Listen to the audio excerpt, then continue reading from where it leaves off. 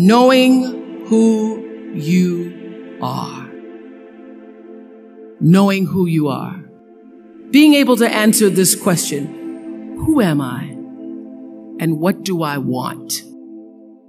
You know, many times when I go out of the country, I am baffled by that question. To explain what is your occupation. I've stood there for 10 minutes. Well, am I a talk show host? Well, I'm more than a talk show host. Am I a businesswoman? I'm a businesswoman. I'm more than a businesswoman. Am I an entrepreneur? I'm more than an entrepreneur. So I just leave it blank or self-employed. So I'm not asking for the roles that you play as daughters. I'm not asking that question. What are the roles that you play as a daughter, as a friend, as a sister? You're going to be a lawyer. You're going to teach. You're going to be a pharmacist. I'm asking the bigger question of who am I? Who am I really? My answer is I am God's child. I am that which is born of all that is. I am, as Pierre de Chardin said, a spiritual being having a human experience, come trailing the breath of the ancestors yet, but trailing the breath of the angels, and understanding that because I am connected to the source of all that is possible for me. That's who I am. And what do I want? I don't want to just be successful in the world. I don't want to just make a mark or have a legacy. The answer to that question for me is I want to fulfill the highest, truest expression of myself as a human being. I want to fulfill the promise that the Creator dreamed when He dreamed the cells that made up me. What do I want? You must have some kind of vision for your life. Even if you don't know the plan, you have to have a direction in which you choose to go. I never was the kind of woman who liked to get in a car and just go for a ride. I had a boyfriend who would say, let's just go for a ride. I want to know, where are we going? Do we have a destination? Is there a plan? Or are we just riding? What I've learned is that's a great metaphor for life. You want to be in the driver's seat of your own life, because if you're not, life will drive you. Knowing who you really are in this space and time that we embody. That's number one. What do you want? Who are you? Number two, you must find a way to serve. Martin Luther King said that not everybody can be famous, but everybody can be great, because greatness is determined by service. Now, we live in a world where everybody wants to be famous and where we admire people for just being famous. We think being known brings us value. The truth is, all of that will fade in time. The real truth is that service and significance, service and the significance that you bring to your service is that which is lasting.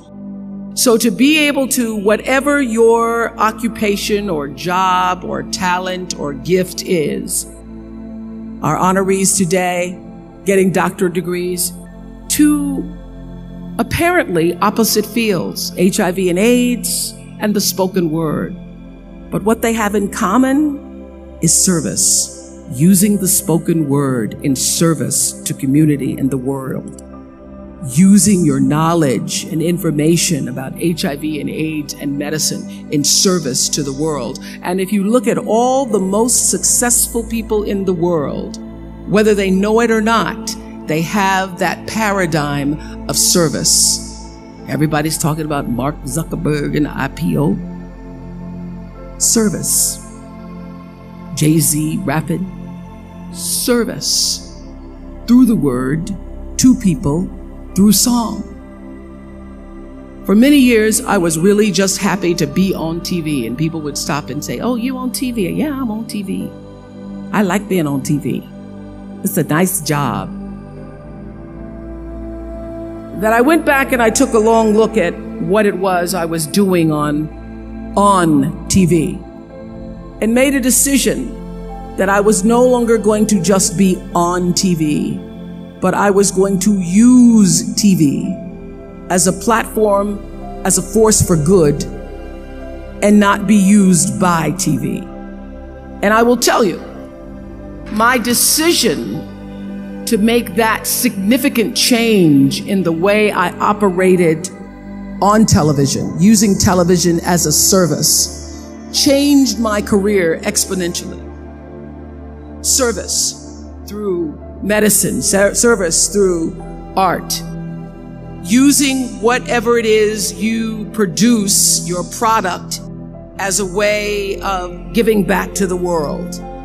When you shift the paradigm of whatever it is you choose to do to service, and you bring significance to that, success will, I promise you, follow you. Service and significance equals success. That's number 2. Number 3, it's so simple, but so hard to do. Always do the right thing. Be excellent. People notice. Think of how you notice. You go to Taco Bell, somebody gives you an extra napkin and some sauce. You notice. You want to go back to that person, because even at Taco Bell, excellence shows itself. Be excellent. Let excellence be your brand. Everybody talks about building a brand. I never even knew what that was. When people say, "You're a brand," I would say, "No, I'm just Oprah." What I recognize now is that my choice to, in every way, in every example, in every experience, to do the right thing and the excellent thing is what has created the brand. And what I know is that when you are excellent, you become unforgettable. People remember you. You stand out. Regardless of what it is, you become an unforgettable woman. And that is what we all want. We want to be unforgettable and not forgettable. So doing the right thing, even when nobody knows you're doing the right thing, will always bring the right thing to you. I promise you that. Why?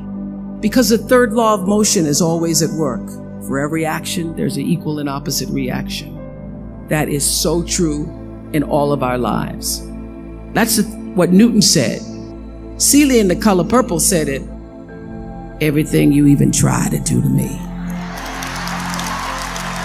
already done to you. Everything you even try to do to me, already done to you. So you don't have to worry about revenge or getting back at somebody, making sure they pay. You just have to do the right thing, and the right thing will follow you even when people don't support it. I remember many times on my show. There are many shows y'all never saw. And the reason you didn't see them is because I got the last vote. And I remember 2010, my team, hardest working team in television, had done this interview with a woman who turns out she was a Sunday school teacher by day and a sex addict at night. Ooh. And they were like, "You won't believe it. We got her going out. We got her with the men, and we get to show her." And she was willing to show us everything. I sat down with a woman for an interview that was taped. And during the process of the interview, I said, why are you doing this? And she said, oh, I want to help people. I want to tell my story and I want to help people. I said, do you have children? She says, yes, I have a 10-year-old son. I knew right then this is never going to see the light of day. So we got off the air and I said to the lady, we are not going to air that show. And she said, why? My producer said, why? She knew she was being filmed. She knew what she was saying. She knows what I said, because her son will never get over it. Her son will never get over it. And it's not worth a rating point to me. Not worth a rating point to me to know that there's a 10-year-old boy who's destroyed because his mother went on the Oprah Winfrey show and told all her business. You do the right thing, even when other people think it may not be. And oftentimes, when you make a decision to do the right thing, immediately you're faced with doubt. Was that the right thing? Was that the right decision? I don't know. Was that the right thing? You always know it's the right thing, when in the end, there is peace. You are rewarded by peace in knowing that you did the right thing. The most important thing I have come to know in doing the right thing and making the right choices is understanding what we talked about yesterday. All of you leaving here have the potential for enormous success. There's a price that comes with that. People don't always like you, and they're not always happy for you. And if you surround yourself with people who are not accustomed to your success, they become fearful. They become scared because you are reflecting back something to them that they don't recognize.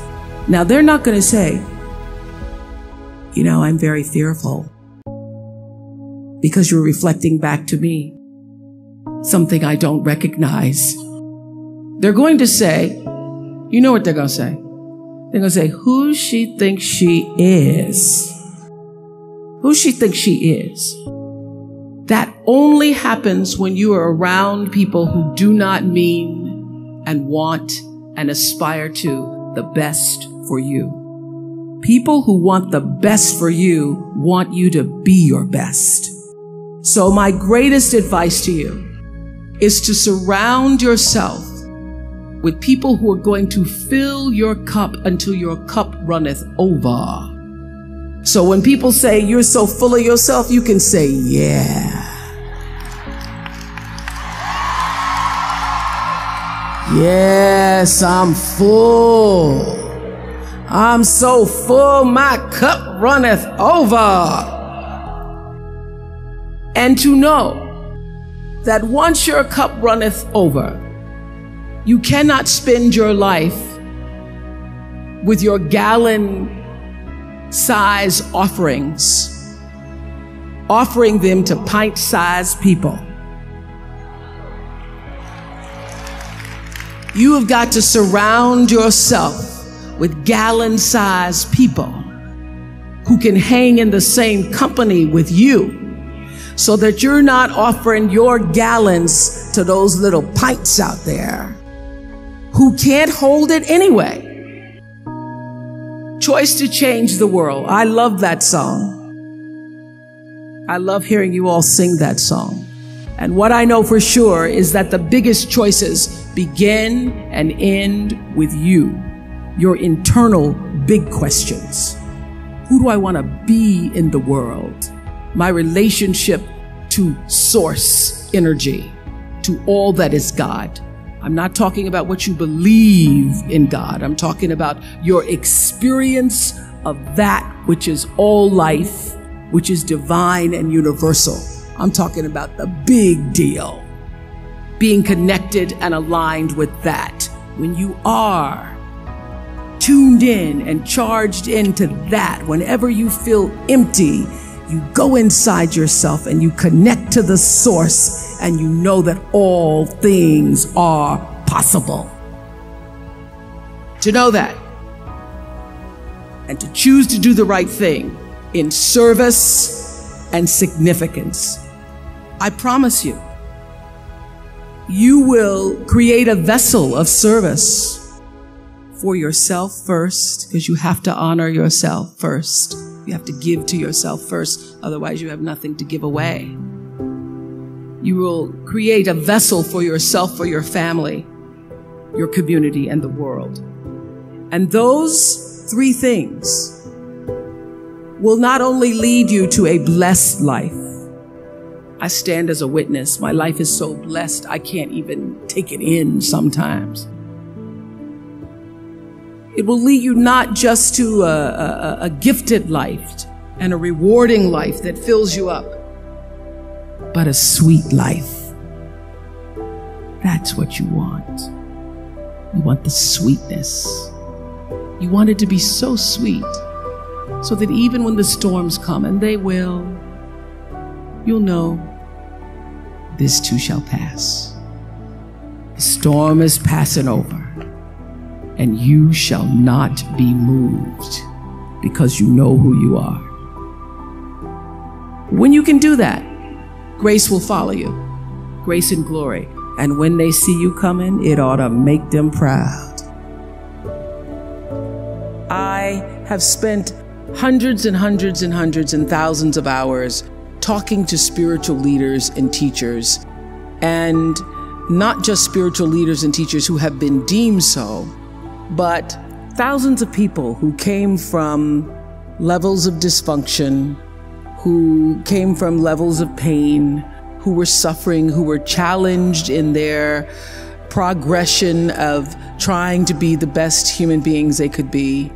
And they allowed themselves the opportunity to come on our show, the Oprah Winfrey Show, and share their stories. I am one who believes in the sharing of stories. I believe in the process of sharing, period, because I know that all life gets better when you share it. And those thousands of people who have been guests on the show, and many of them who are also audience members, have been my greatest teachers. And I would say that one of my gifts that I've had since I was a little girl growing up in Mississippi, being raised on a tiny little acre farm with my grandmother, is that I knew how to pay attention. I was a great observer of life. And I grew up believing that I was indeed for sure God's child. It's because every Sunday I sat in our little church down the road, a dirt road from where my grandmother lived. No running water, no electricity, but the church is down the road from us. And we could hear the singing as I was getting dressed for Sunday school. And I'd always sit on the left-hand side, the left pew in the second row. And I would listen to the preacher preach about the Lord thy God is a loving God, and sometimes he would say the Lord thy God is a jealous God. But most important, I heard him say, you are God's child, and through God all things are possible. And I literally took him at his word, so that by the time I was had to leave my grandmother because she became ill, and I was sent to live in Milwaukee with my mother, who had 2 other children, I got beat up on the playground because when people would ask me, who's your daddy? I would say, Jesus is my daddy. Sometimes he's my brother. And God is my father. But what I now know and have learned, that my view of God, although I call that God in a box and all that, although that has, my vision of God has expanded to be inclusive of all things, all. God is all, God is law, God is all, in all things. Not just the guy sitting up with the beard. And now that that view of God has expanded, I still understand how important it was for a little colored girl. We weren't even black yet, not to mention African American. You know what I mean, Harry? A little colored girl in Mississippi for whom there was no vision of hope or possibility. My grandmother's greatest desire for me, as she had been a maid and her mother before her had been a maid, her greatest desire was that I would grow up one day and be able to do the same. And she wished for me that I would be able to, she used to say, I hope you get some good white folks when you grow up. I hope you get good white folks who treat you good. So my grandmother would have no idea of the life that I now lead with good white folks who are working for me. She just wouldn't get it. She wouldn't get it. She wouldn't get it, but somehow I think she must know, and she's up around in the spirit realm saying, Lord have mercy, I didn't see it. But I now know that having that belief system, that something greater than me was in charge of my destiny, of my fate, that it wasn't just me alone having to survive for myself, is the thing, is the value, is the rock that has sustained me. So my vision, my perception, my understanding of what it means to be a universal citizen has grown as I came to understand Acts 17:28, my favorite Bible verse that says, in God I move and breathe and have my being. So my every attempt in life has been, since I was a little girl, to be in that space that I call God, to literally live in the breath that is God, to live in the breath and allow the breath to breathe me as God. And that is the reason I see I have been able to manage fame, handle the success, grow in grace, grow in the wisdom and glory that is offered by that space that I know to be God. Because in God, I live and breathe, I move and breathe, and I have my being. And everything that I do and all that I am comes up and out from the center of that space, even when I didn't know what to call it. So I have paid attention to my life because I understand that my life, just like your life, is always speaking to you, where you are, in the language, with the people, with the circumstances and experiences that you can understand and interpret if you are willing to see that always life, God, is speaking to you.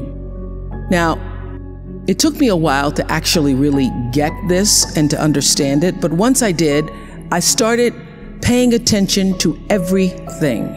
And one of the reasons why I can now accept the fact that I can offer my gatherings of information and wisdom and call myself a spiritual teacher is that every single person who ever came on my show, and I hear there's like 37,000 guests I've talked to, a lot of them came from dysfunction and a lot of them wouldn't appear to be teachers, but every one of them had something to say that was meaningful and valuable and that I could use to grow myself into the best of myself, which is what all of our jobs are.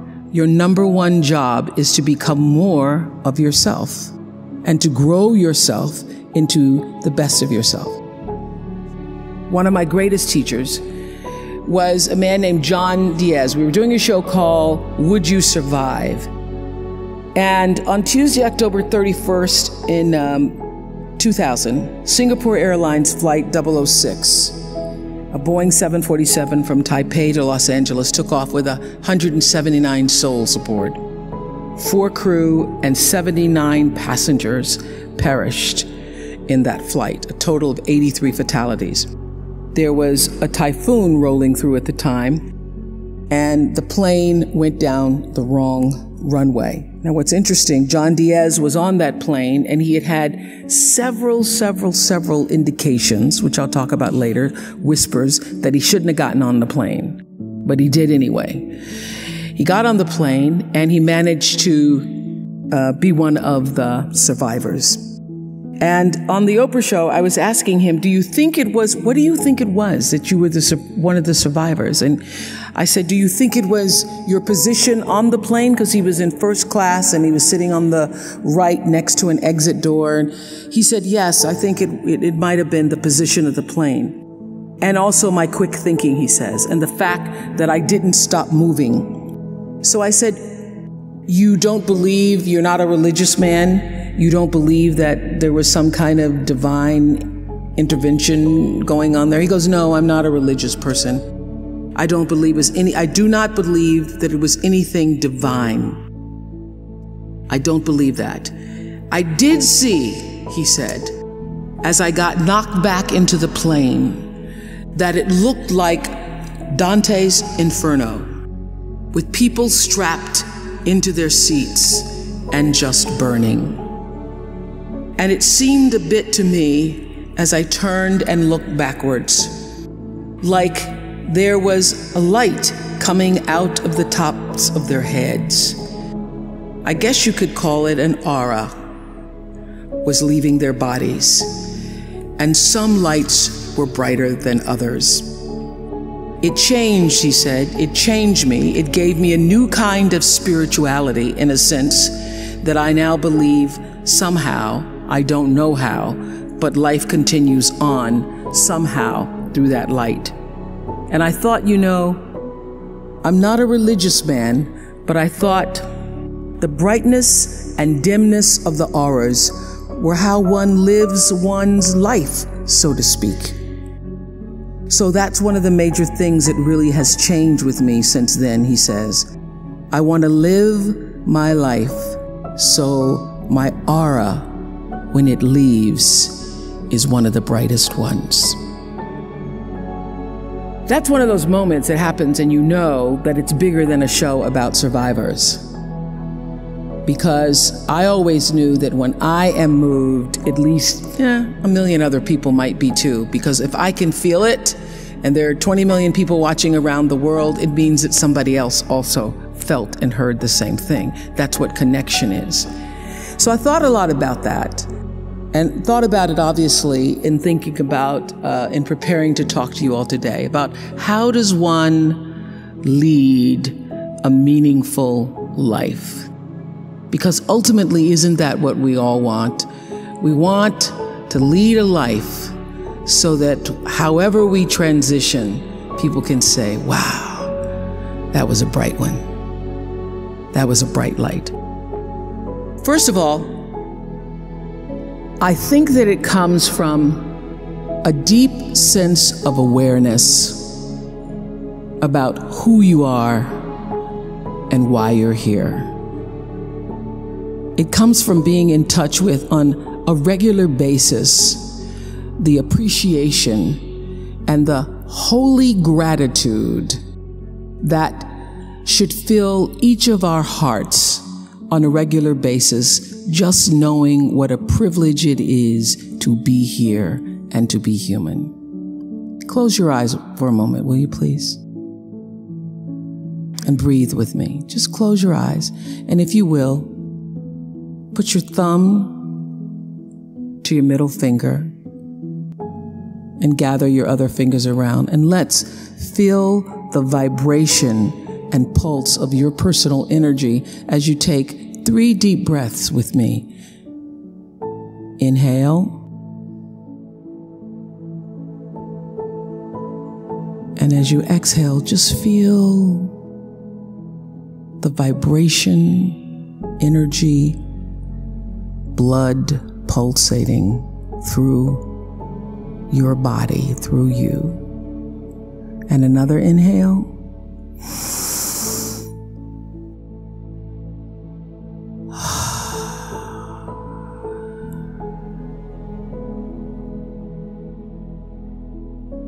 And another inhale.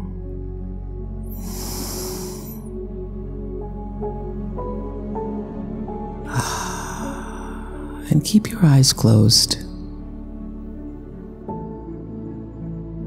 And let's just think about this day.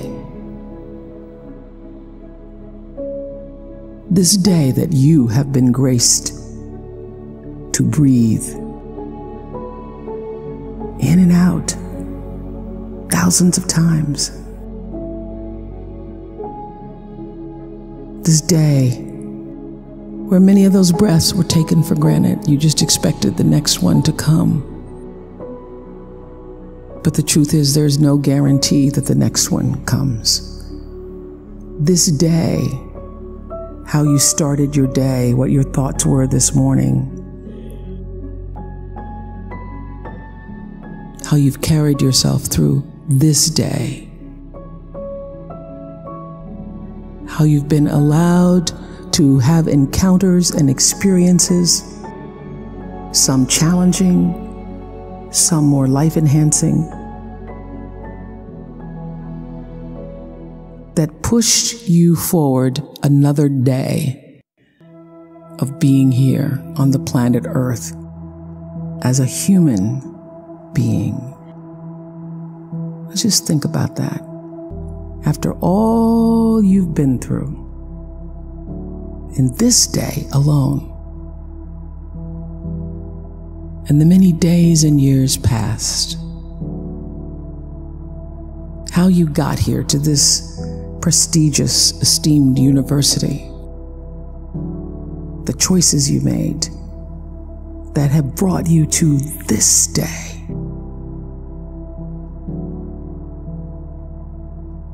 Open your heart and quietly to yourself say the only prayer that's ever needed. Thank you. Thank you. Thank you. You're still here. And you get another chance this day to do better and be better. Another chance to become more of who you were created and what you were created to fulfill. Thank you. Amen. Open your eyes. That's how it starts.